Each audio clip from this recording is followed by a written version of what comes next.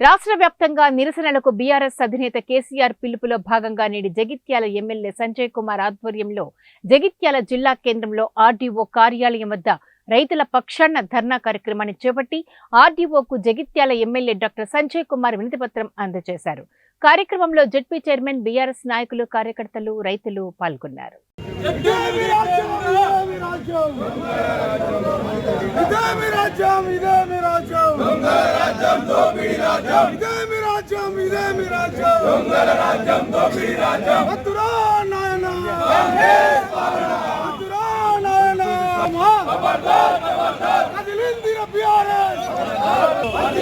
ప్రతి క్వింటాల్కి 500 రూపాయల బోనస్ ఇవ్వాలి.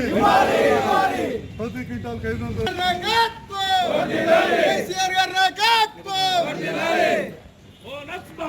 బోగస్